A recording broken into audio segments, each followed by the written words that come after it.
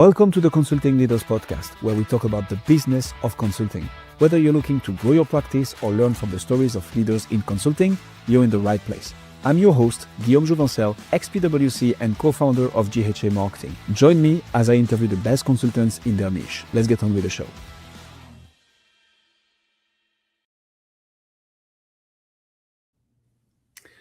Petra, welcome to Consulting Leaders. Happy to have you. Thank you so much. I'm happy to be here.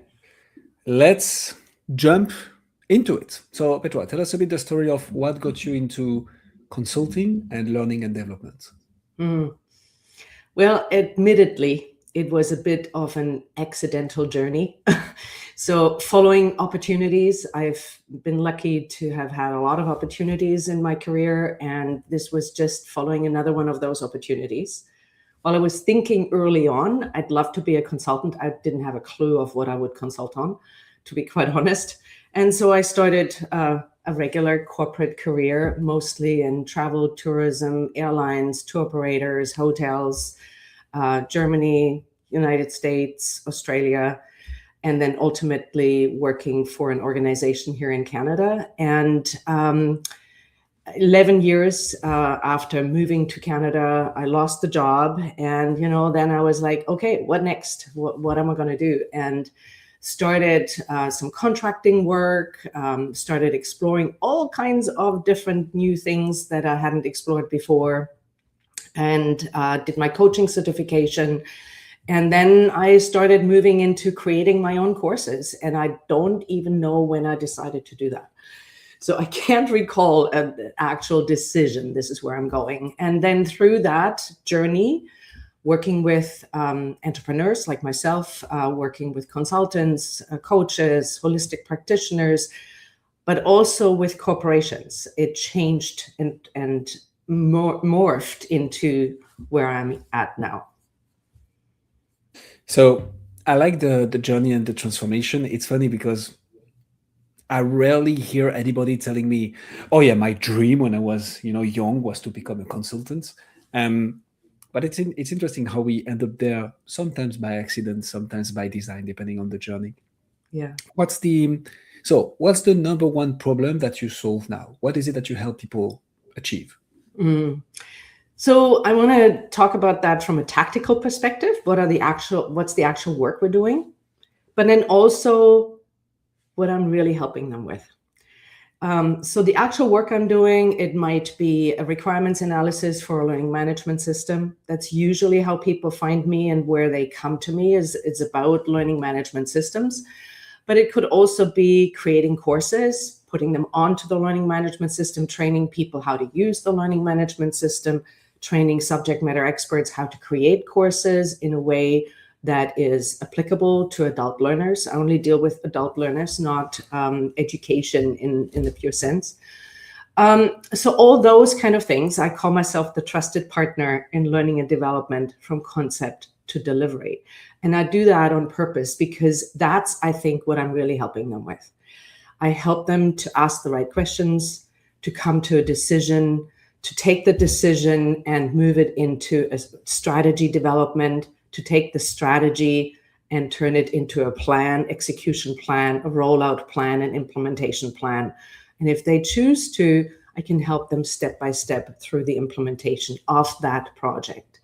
So I work on strategy, I work on systems, and I work on the execution of learning programs. And I even deliver training as well as a facilitator. Who do you do that for? Like, do you have a specific ICP, specific industry niche that you help people achieve? Yeah, like everything in my life, it seems to have been morphed. So I find that every year I look back and I'm like, oh, that year was quite different to the year before. And oh, next year will be looking different again. So who do I doing that for now? It's organization, I would say mid-sized organization, let's say up to 500 employees, if it's on the corporate sense. Corporations larger than that typically have a learning and development department, and they don't necessarily need an external to help them do that. Smaller organizations have an HR department. They may even have a learning and development expert, but they don't really have the resources to do all these projects on the side of their desk. It can also be a smaller organization, even very small organization, but an organization that has a lot of learners and therefore has the need for a learning management system or extra resources to develop programs. And that's very typically a training organization. So an organization that actually sells training as their product and delivers training as their product, or at least as a substitute or an addition to their existing products. So let's think about a software company that requires training to help their clients or their distributors to work with the software, could be one. Or a training organization that develops training, but then needs somebody to help them customize the training to the needs of their clients. So lately, I have found that we quite often work with training organizations and help them to extend their teams, work on projects for them that they just don't have the capacity to do. So who's the decision maker of this? Because I feel there's going to be the people you help, the people who see the benefits of the help, the people who actually make the decision. So how do you navigate who you need to talk to, who you need to get into a room with, and who you're going to end up working with? Yeah, I mean, I go with the flow, so to speak, with what is needed in the organization. You're absolutely right. There's the people I work with on a day-to-day basis, and they are the people that actually have to get the project done. And that's exactly what I meant when I spoke at the beginning about that partnering with the internal person who needs to get this project done and really helping them to get it done. They're very motivated. They are typically very collaborative. They see me as the partner that helps them to look good, to deliver the project, to do it within their budget and their time constraints, and to be more worry-free when they do the other things that they need to do. That really is their job. Now, very often, they are not the final person to sign the contract. They are, that's usually their bosses, or it could be an HR leader, it could be an IT leader, it could be a marketing and sales leader, it could be the business owner. So depending on who needs to be coming into that, we try and engage them early on, get them on track with what this project will look like. But then also they typically step away and hand it over to their team. And then it's the team that I work with on a day-to-day basis. I like that. So how do you market? How do you brand, Petra, to get the attention of those teams, make them problem aware, solution aware, educated even a bit beforehand, all whilst getting the approval of the right decision makers? How do you start the conversations with the right people? What has worked for you? Oh God, I'm repeating myself. This has morphed quite a bit.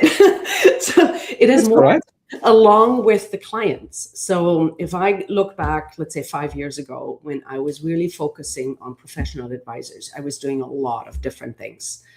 I was using all kinds of social media. I was doing presentations. I was doing speaking. I was doing all kinds of things in order to get in front of a lot of people, because it's a numbers game at that stage. Now, at this point where I work with larger organization, I actually don't need to work with a lot of clients, because the projects are usually quite lengthy, multiple months to multiple years. And they usually are in phases, and one phase leads to another phase of the project. So in the past, I would have about 50-50. 50% would come to me directly, and that's, I think, through my website and LinkedIn. And the other 50% were referrals. Now, times have changed, as probably everybody who is listening here has been feeling themselves. And search on Google search, etc., isn't working quite the same anymore with AI. So that SEO work that I've done, put a lot of focus on, isn't really as effective any longer as it used to be. Because when we're searching, we see this wonderful Google Analytics or Google AI snippet up at the top of our search page, and that's where we immediately go. And then we might scroll a little down, but most people don't really scroll over multiple pages anymore. And so I don't think I show up in as much search anymore as I used to. So we're trying to address that, but that's a long game. It takes a while to get into that. So in the meantime, it's really referrals now. It's referrals from my network, from my HR community, from friends, colleagues, associates, people I've worked with before, etc. So it's a very interesting topic, Petra. So let's double down on this. And thanks for sharing this, because I don't think everybody would. For me, that's the right play. Authenticity and trust are key in 2026. But so I'm a bit curious to understand more how you react when, and as a B2B coach consultant, when a marketing channel that you used to rely on, in your case, Google, is not performing the same way it was. The reason I'm asking this is, I'd say 60% of people I interview on the show, 70% maybe, only rely on referrals. And I talk often on this show, maybe you've heard me talk about it. For me, if you want to grow, that's not a sound strategy because you cannot control it.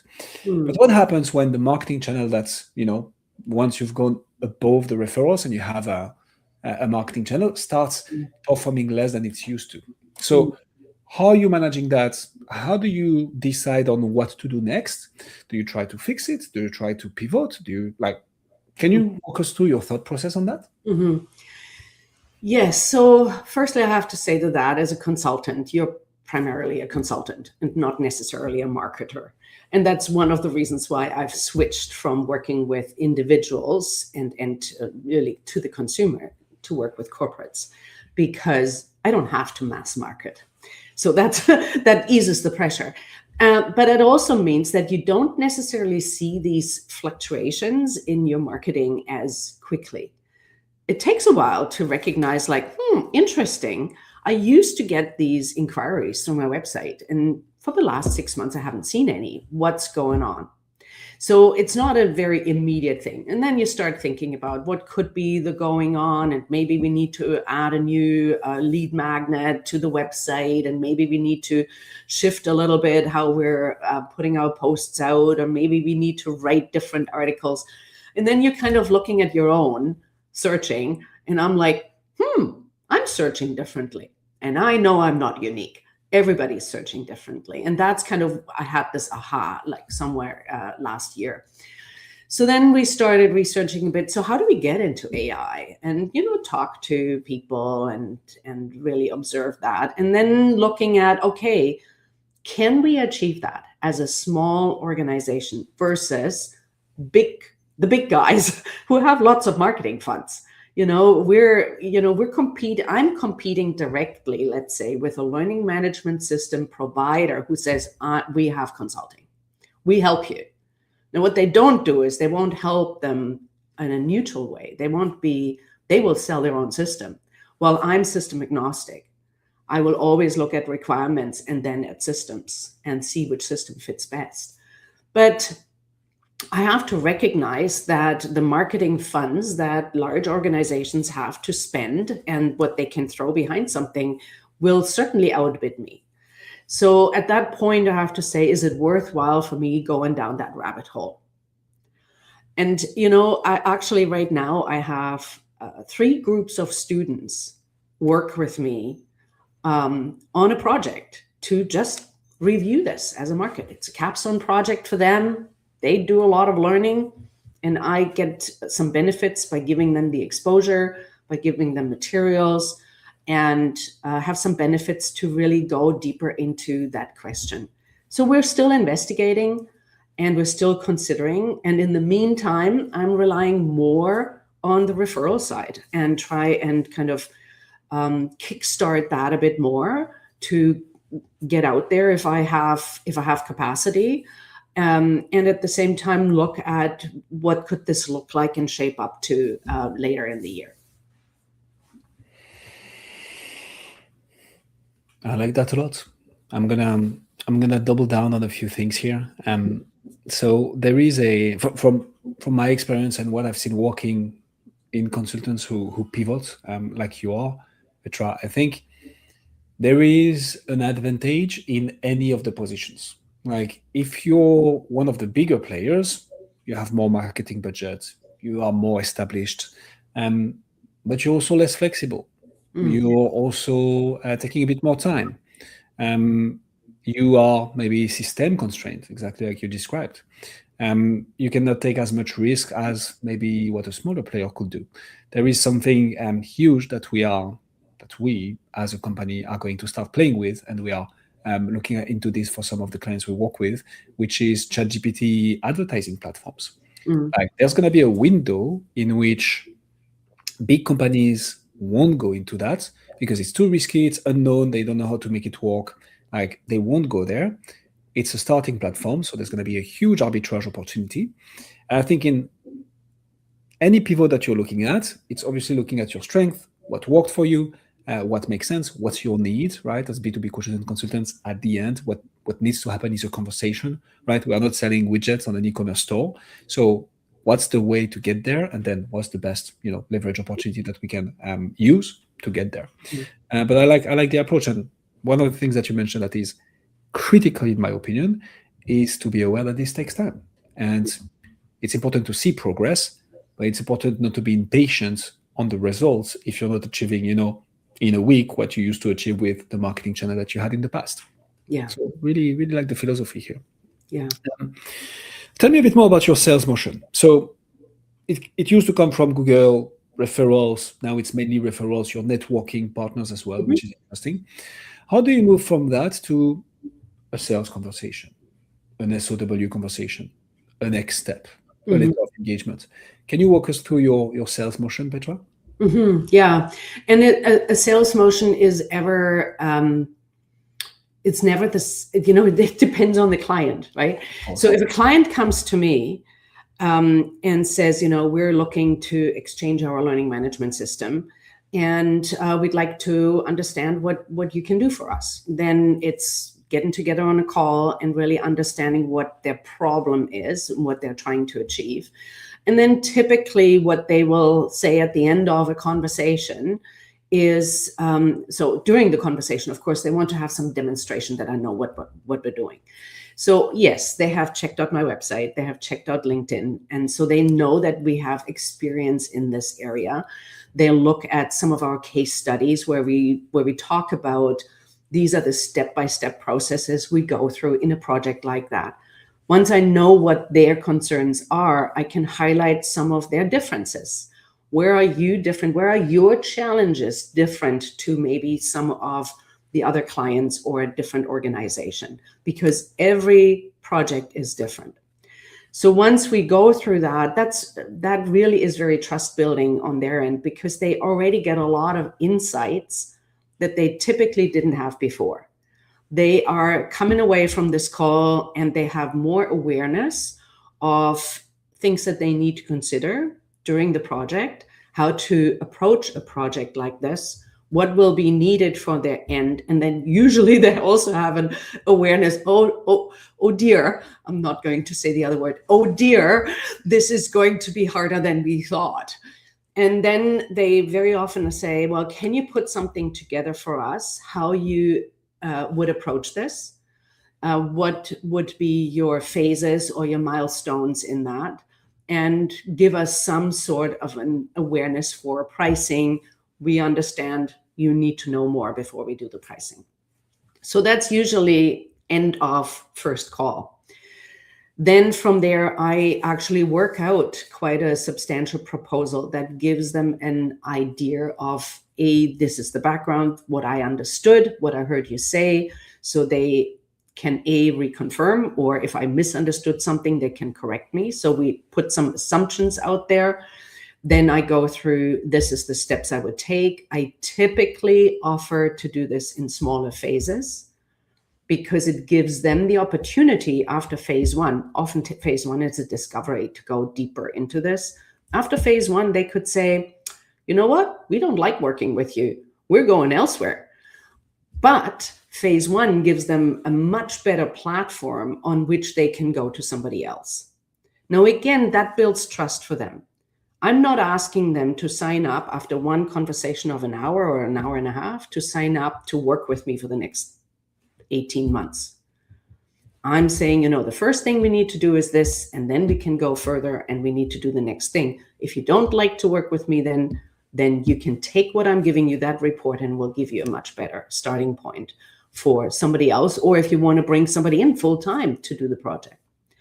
So all those things are building trust, and it's that partnership that I am so keen on. I want to be a partner for them in their business to achieve the goals that they have. Very often they sign up for that discovery phase, and then it goes from there to the next phase, to the next phase, to the next phase. I was looking for copper, and you got me gold, Petra. So I like that the question was around sales, and you took it a level deeper with offer. So I'm gonna double down on this as well here. Having a staged approach can be key. Like, of course, we want the big engagements. We want the multi-layered, multi-year projects involving like some of other of our partners to get that juicy referral fee, or like from other teams from the firms if you're a larger consulting firm. I think being willing to, and that's a learning I got from PwC actually, learning to come in on a couple of month engagements, pilot or target operating model or whatever you end up doing to like set the foundation, build trust, showcase that you can get the work done. I mean, like, 2-3 month commitments, no strings attached. Let's deliver on this. Let's define a plan. If you like this, you go ahead and implement it yourself or with other partners even. Or because you like how we work, we can discuss how we do that engagement then as well. But being willing to have this smaller project to begin with, and that's, we apply this ourselves in our firm right now, is absolutely key. Yeah, I totally agree. Yeah. So next question then is, how do you retain, Petra? So how do you, once you've gotten that first engagement, once you've established that trust, how do you make sure that one client stays with you for like many months, many years, many decades, many centuries? Okay, maybe not that much. Like, how do you optimize for that? Yeah, so again, I come back to the word partner. If you're a true partner to the client, then you find out in a project what they will need, when they will need it. You stay as a wing woman, I stay on their side to find out, when are you ready to do this? I'll give you an example. About 2.5 years ago, I was working with an organization on initially what they framed it as a learning management system feasibility study. When we went, and they really thought that they would, at the end of this project, go directly into a requirements analysis and a vendor recruitment. When we went through the project, I said to them, at this point, you don't need an LMS. You have some other things that you need to do before you go for your LMS. And here are the things that you need to do. They went away and worked on those things. And I knew it's going to take them a year and a half. And we had agreed, in a year's time, we will reconnect, because that's probably when you're about ready to go for the next step. I wasn't pushing to get this next step at that time where they thought they needed it. I was more pushing for them to get the best result, which meant that I didn't get that project at the time. Well, a year later, we reconnected. We've just completed the requirements analysis for their learning management system. We're now going into the next piece where they've asked me to come in and help them to identify what they need during the RFP stage from a consultant. I'm hoping that I will be successful to obtain that. And then after the RFP, they will have an implementation phase. So it's being the partner means that you also have to step away when it's not right, because otherwise a partner wouldn't do that, to push them to something that is not the right thing for them. So I think being a partner, when it's time to reconnect, and you reconnect at the time, you make it valuable for them. You don't waste their time. You don't haunt them every month or every quarter or whatever it might be. you come every so often, you reconnect, you see what's going on for them. And if you know when something is due, you put that in your calendar and you connect with them at the time. It's making your processes work to help you support your clients. That's really what to me is really important. That is the game indeed. A bit of a curveball question for you, Petra. I don't know. So, is cricket or baseball popular in Germany, or not that much? No, not that much. They play soccer there and tennis. Yeah. Okay. So, it's very popular here, of course. In Canada, right? In Canada, right? Cricket is very popular to me because it's the name of my dog. All right, here we go. So you'll get my analogy then. Let me throw a bit of a curveball at you. What's your number one challenge right now? Like, what is the nut that you're trying to crack in your business that you know once you crack, you're gonna take the whole thing to the next level? Like, what would that be for you?